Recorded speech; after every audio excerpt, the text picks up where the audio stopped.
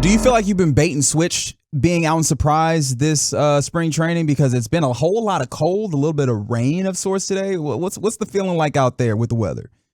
Yeah, I just keep saying I'm waiting for the spring and spring training to hit because I don't think we've gotten over 70 degrees. It rained yesterday, and I thought I signed up for the desert. So it's really, I didn't think I was coming here to this.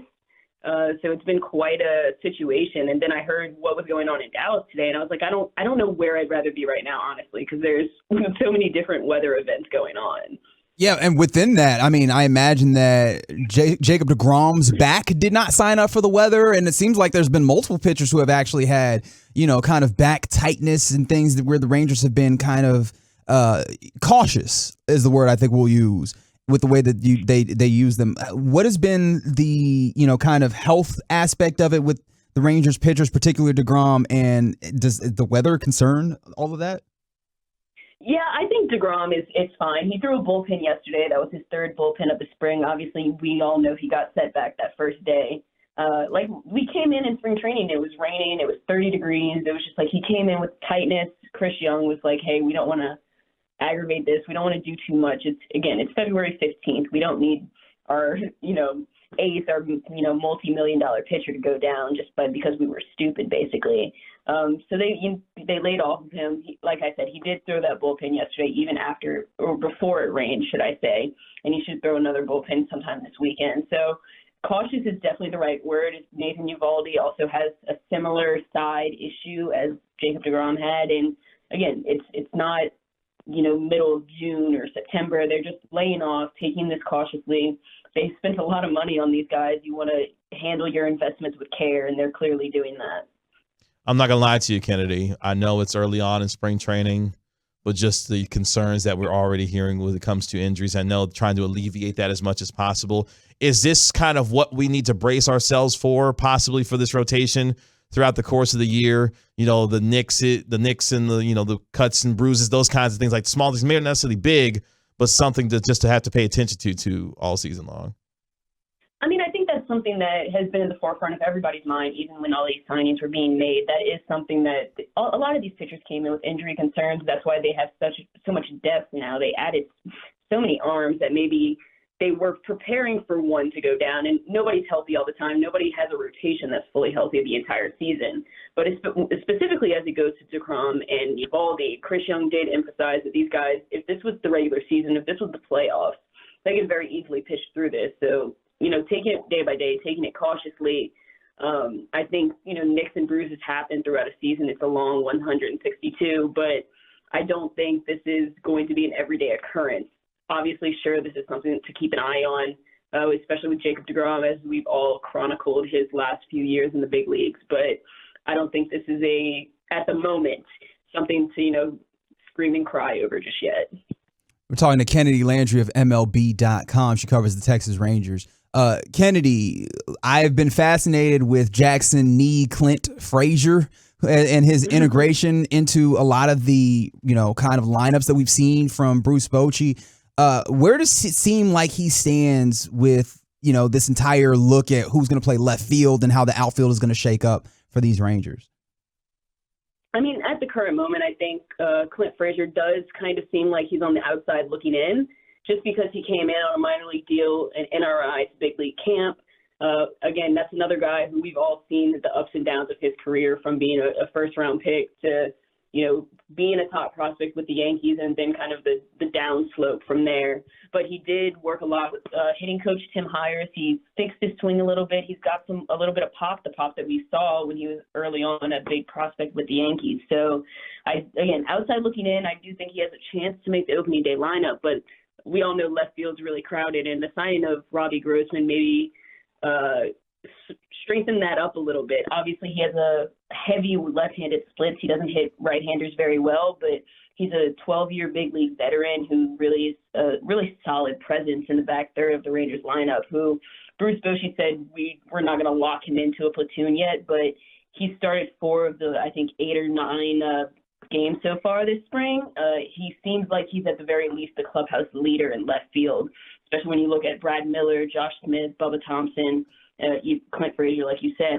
There's a lot of guys vying for that. And Robbie Grossman, I think, would, if I had to place money on it right now, I would say he's the opening day left fielder, and Clint Frazier's outside looking in. Kennedi, when you look at this roster so far, what has stood out most to you in terms of a pleasant surprise so far early on in spring training? No pun intended, by the way. Pleasant You know surprise, you meant it. I think he did. I think this catching core, I think, is something that people are really overlooking. It's something that I've talked about a few times, even on this radio station, that I think the Rangers have a really strong group of catchers that can hit the ball hard, that are really good defensively, that handle the pitchers really well.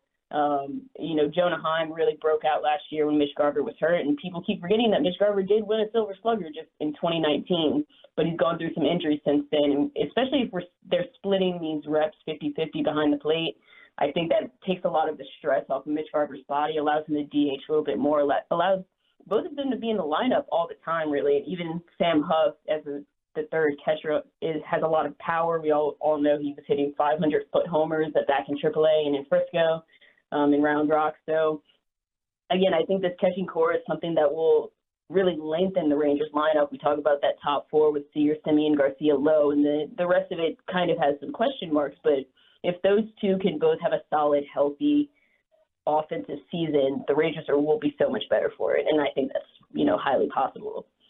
Kennedi, I mean, right now it feels way too early in camp to start talking about, a lot of the pitching things here. However, there's a lot of young guys who are out at spring training. It's one of the benefits of spring training. The Lighters, the Rockers, the Cole Winns of the world. Has there been anything notable in your eyes amongst kind of the young pitching prospects for the Rangers?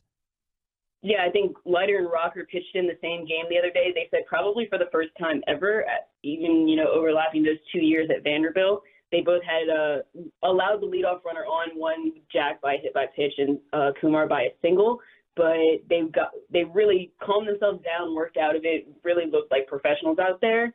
I think just watching those two and their progression over the next few years is going to be huge, especially with Jack kind of hitting those speed bumps in his first professional season. And Kumar is a guy who we've watched from, throwing that 19 strikeout no-hitter at Vanderbilt, and then everything going on with the Mets in that draft class to getting selected by the Rangers last year. So if the two of them can really hit a stride and give the Rangers something to look forward to when it comes to pitching, especially when you have these older seasoned veterans at the big league level, you can kind of let them take their time, go through the system, and when they're ready, and they'll come up. Bruce Bochy said that, but we have a good time, and we can be able to wait for them and watch as they grow and develop, and I think it'll be really interesting to watch how they do that this year.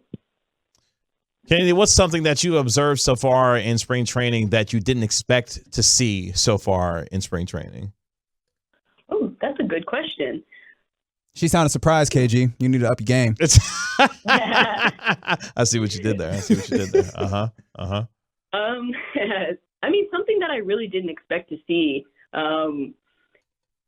There's a lot going on here, guys. Well, I think Justin Foscue, a second base prospect out of Mississippi State, was a 2020 first rounder during the COVID draft.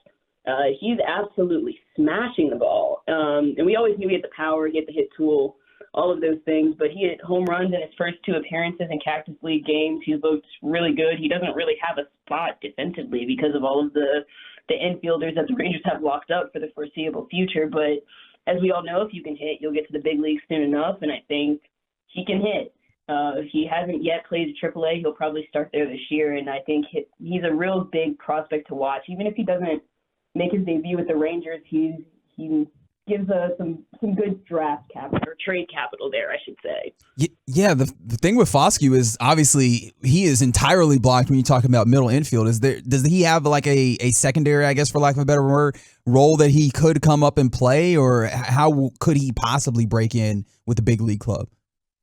I mean, he played second base. He played a lot of third base in college. He played third base in one Cactus League game so far this year. He's also been working at first base, and he doesn't really have the speed or agility to play in the outfield. So his skill set is really limited to infield positions, which, like we said, Josh Young's playing third. Nathaniel Lowe just won a Silver Slugger at first. If the Rangers need a DH, I think that's going to be the biggest thing. And, like we said, those two catchers might be locking up the DH position. But if he hits, and then he's got to give the Rangers something to think about. So I don't think he's an immediate call-up that we should have our eyes on, but it is something to watch throughout the season that, like, he may force their hand for a designated hitter spot.